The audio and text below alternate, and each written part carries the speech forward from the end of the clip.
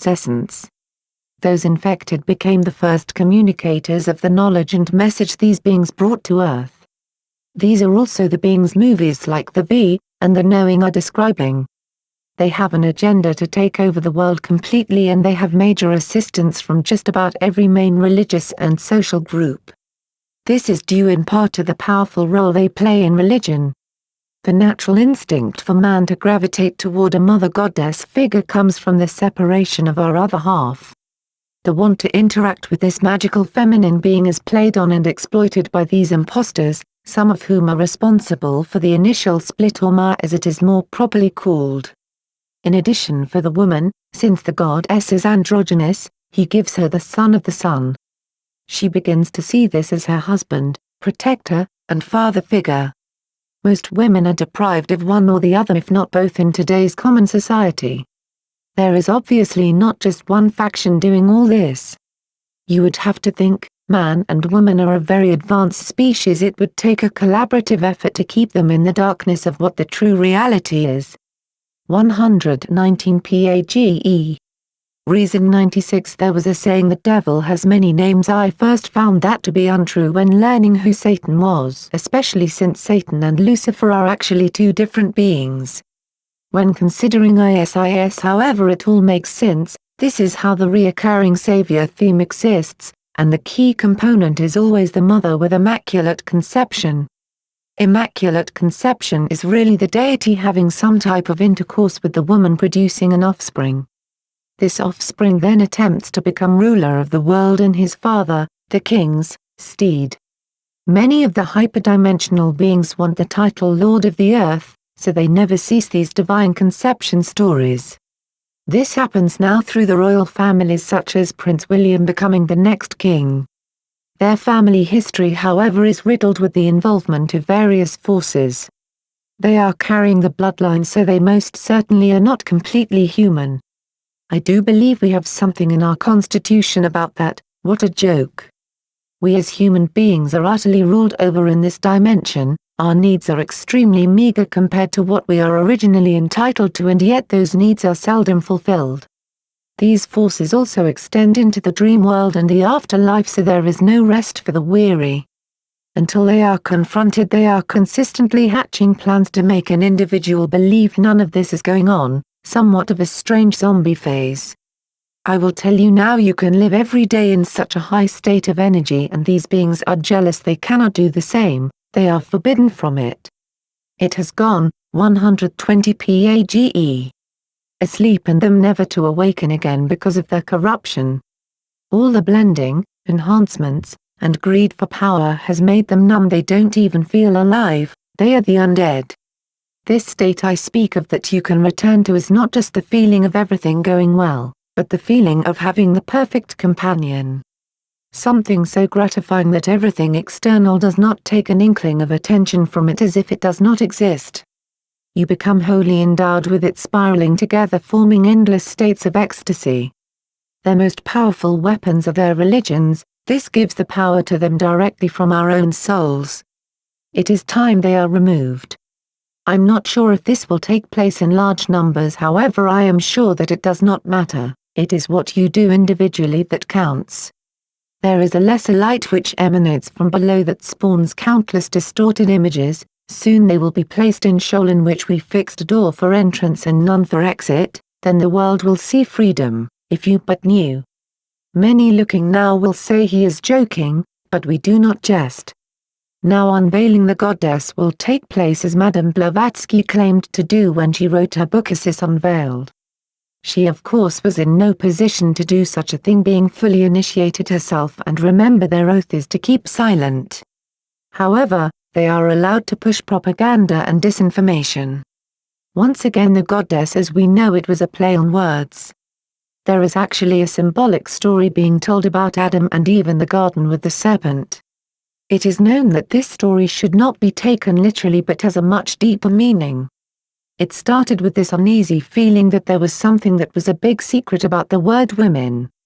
You find omen in the remaining part of the name, meaning a deep hidden meaning. Eve is the root to the word evening.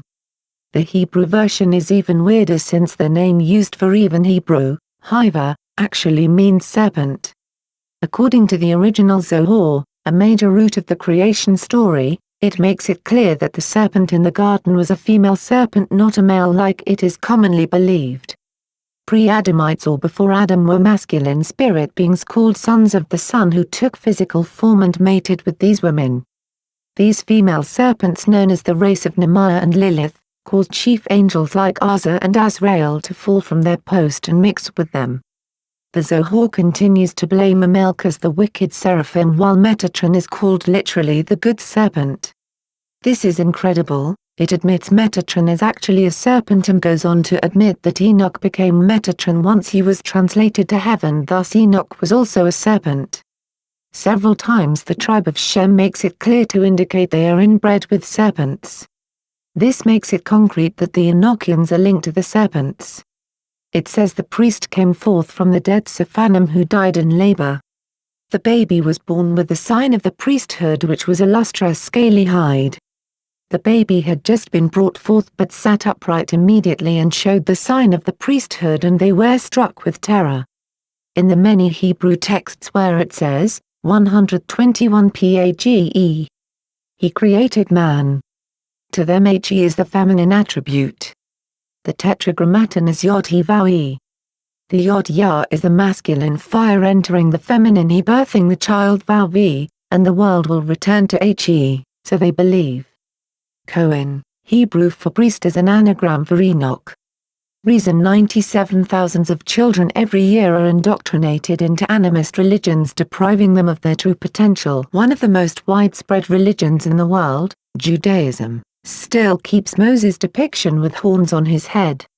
The Kabbalistic tree of life is the same tree from the garden the serpent offered the so-called fruit from. This fruit was signified as an apple, which is a pentagram in its center when cut in half. As said earlier, that pentagram is the symbol of Isis, Sirius, Sothis and her consorts, also her opposite, when inverted, and they are together not separate, which we will address when it's proper. Someone once said that if you ask a person for an explanation and it becomes very confusing, it means they do not know themselves or they are hiding the truth. When asking someone in India teaching through Hinduism or someone in Judaism teaching Kabbalah how to increase union with the Most High, you are buried in 1,000-page Gitas with confusing Sanskrit words or mile-long scrolls of rabbis with nothing better to do than take one passage from the Talmud and make a 1,000-page explanation. Truly, do you believe it is that hard to enhance the spirit? Of course not. These people are placed in the way to make the journey lengthy and hard. As I said above, many have not obtained what they originally sought, which was freedom. Now they are enslaved by the religion, and their subconscious wishes to have company in their misery. 122 Page. Reason 98. The five-pointed star is not the symbol of the perfect man, it is the star of contact for Sirius and all the various beings that make up the pentagram, including the inverted. These featherweights think the Most High has left this world never to return, and they are having a free-for-all. They know not, we even watch the all-seeing eye. Looking through ancient times, the moon was actually not feminine but masculine. The moon went by the name Sin and Ar. In so many ways the god Es shows that it is actually an androgynous serpent. Many women become moon goddesses to link with more women that are about healing and tapping into the feminine power, which of course is wonderful. However, I have seen the start and finish of many of these groups, and it almost always leads to initiations, and then if you reach the height of these organizations like those in Mount S. Asta or S. Edona, just like ancient Saqqara, they go into deeper forms of yoga like Hatha, giving the neophytes strange names with false meanings to chant while opening chakras. Doing things such as imagining thousands of Buddhas filling their soul. Then they tell you that it's really all Hinduism and the power of Samhahdhi, and learning to wield Shakti, the serpent energy comes into play heavy with Shiva. The person is subtly lulled to sleep while the flute plays with the lies that the serpent just means complete wisdom. Yes, the serpent has a lot of wisdom, and it has been fooling man and woman with it with the helps of hybrids and traitors. Of course, many men joined the cult of the goddess imagining that it was a haven for beautiful forest queens who, when approaching, or should I say flowing towards you, bathed you in swells of spring marigolds as rabbits and deer bound behind them joyously laughing and singing in delicate waves of soul.